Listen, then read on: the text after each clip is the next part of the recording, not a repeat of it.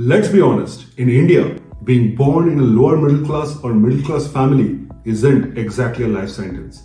Unless, of course, your only financial plan is salary आएगा, खर्च होगा, बाकी देख लेंगे.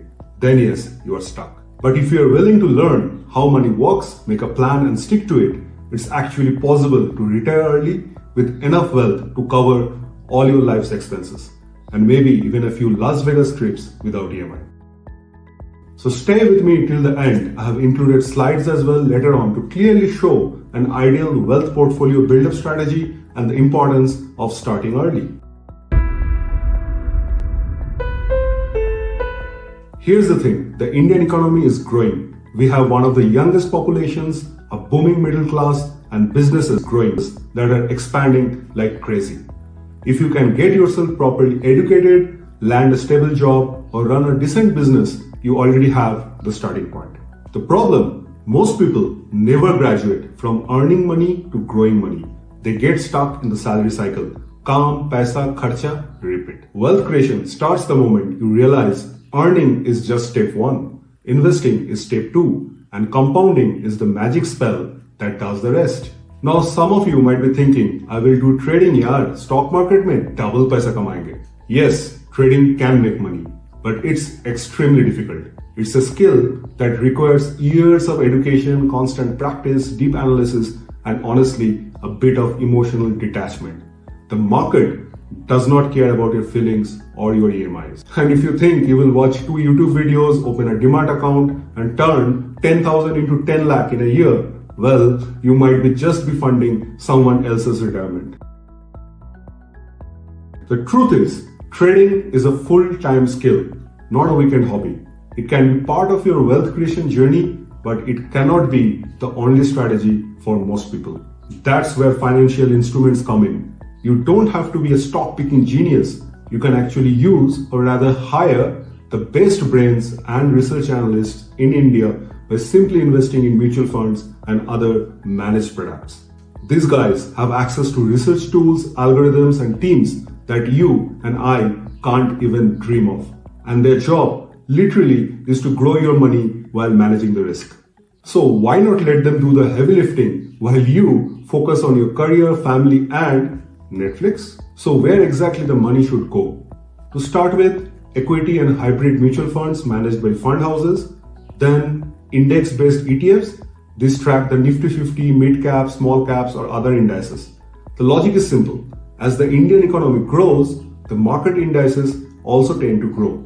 You are literally riding the economy's growth wave.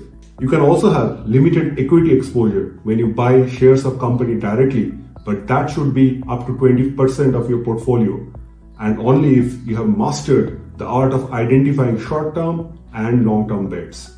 Very important is diversification. Don't put all your eggs in one basket. Sure, equities are great for growth, but you also need assets that can protect you when the stock market sneezes. That's where debt funds, digital gold, or even silver instruments come in. Digital gold is fantastic. No need to store it under the bed or worry about your chacha's curious eyes during Diwali. The key is balance. Growth assets, stability assets, and a small portion in alternatives. And let's not forget risk management. This is the shield that protects you during your wealth building journey. Step 1, health and life insurance. Because if an emergency hits and you are uninsured, all your investments will be liquidated faster than a flash crash in the market. Step 2, emergency fund. At least 6 to 12 months of your living expenses in a liquid form like savings account, liquid funds, or fixed deposits. This way, if a job loss happens, you don't have to break your growth investments. I know, this sounds like a lot of discipline, and yes, it is. But so is going to the gym, eating healthy, or avoiding just one more samosa. Wealth creation is not about one big win. It's about consistent, boring, smart moves that compound over the years. The Indian economy is your friend here. Use it. देश के साथ साथ पैसा भी बढ़ेगा.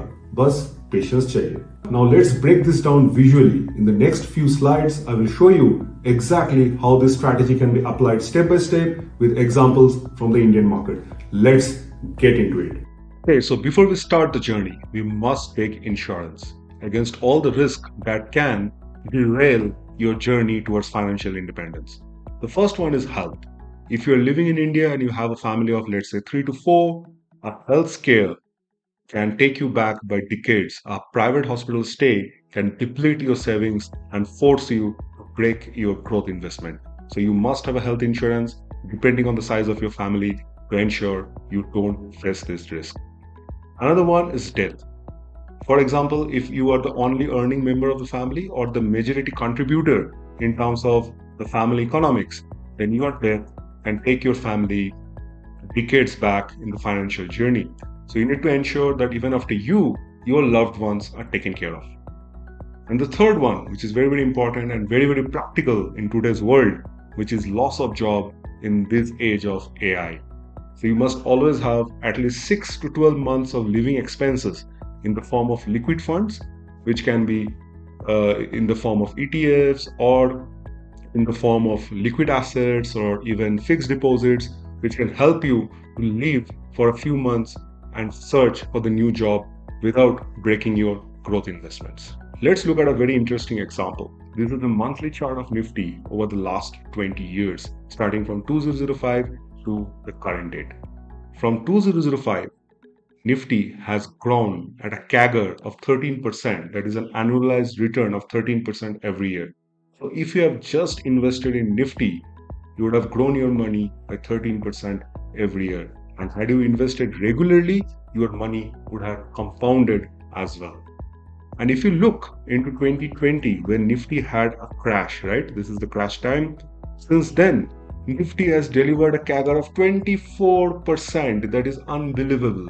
Year on year, only by remaining invested in Nifty through ETFs or other mutual funds, index-based mutual funds, and maybe even rolling over your future holdings, you could have earned 24% year on year.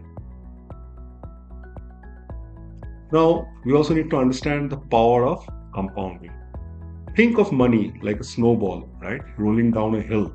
If you can let it roll down for long enough, you will actually find yourself in an avalanche of cash. Let's say you are now 25 years old and you start investing 25,000 per month in SIP, in any sort of mutual funds, and you get a return of approximately 15% year on year, which is very much possible with most of the mutual funds if you have a balanced portfolio. At the age of 50, you will be sitting on 7 crore INR, which will be enough corpus for now to retire, financially independent, and then gift 10 years of active life to yourself when you can do anything that you want.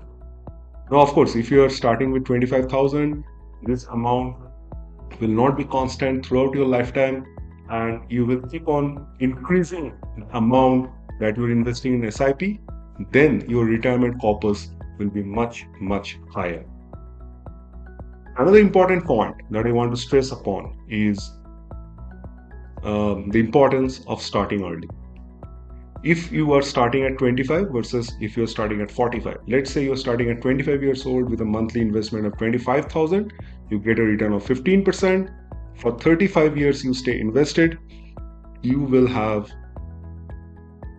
28 crore when you are retiring at the age of 60, correct?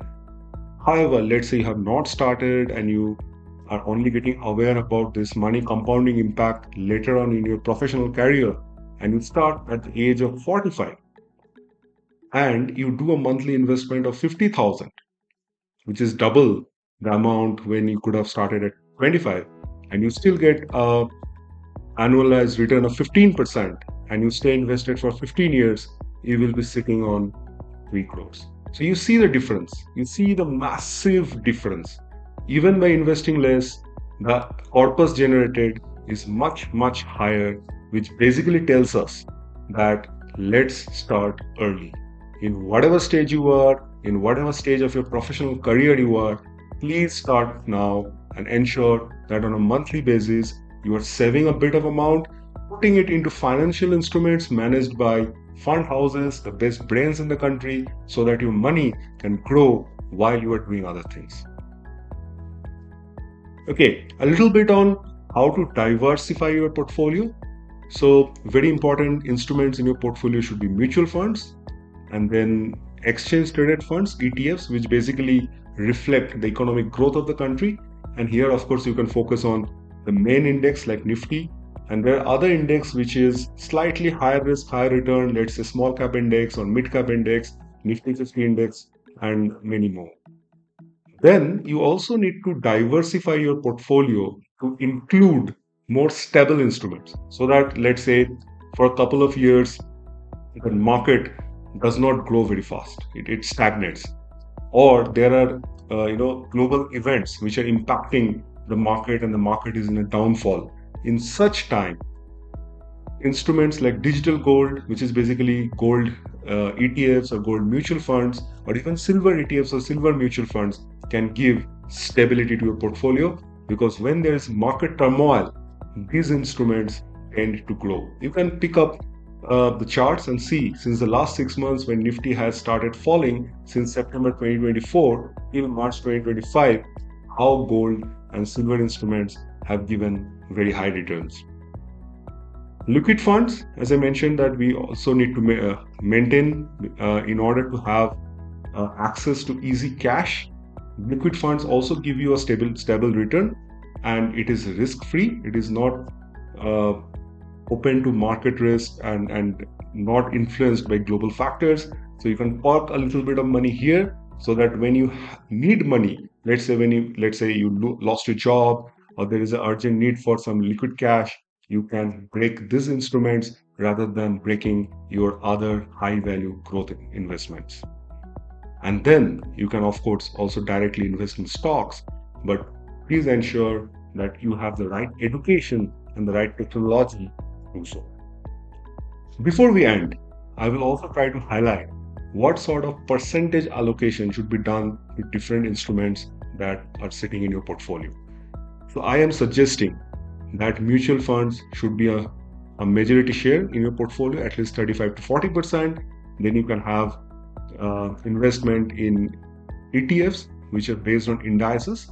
And some of my suggestions are Nifty 50, Nifty Next 50, Momentum 30, small cap indices, and at least 20% of your portfolio should be dedicated towards this. Then to bring stability to a portfolio, you should have a mix of gold ETFs or silver ETFs and liquid ETFs. And then you can also have a little bit of exposure to equity.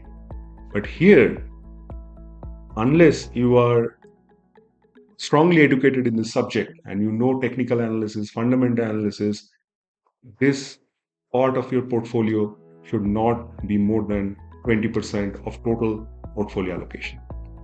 And then if you have the time to learn and then master trading, you can also do that, because it's a fast way of earning money, but it is also a fast way to lose money. So please be very careful, and I do not recommend anything more than 10% of your portfolio to be allocated towards trading, whether it is stocks or futures and options. So that's it for today. If you want more information and you want me to bring more content to you on similar topics, please let me know in the comment section. Thank you very much. If you have got some food for thought, like and share this video and subscribe to the channel to stay tuned for more such interesting content.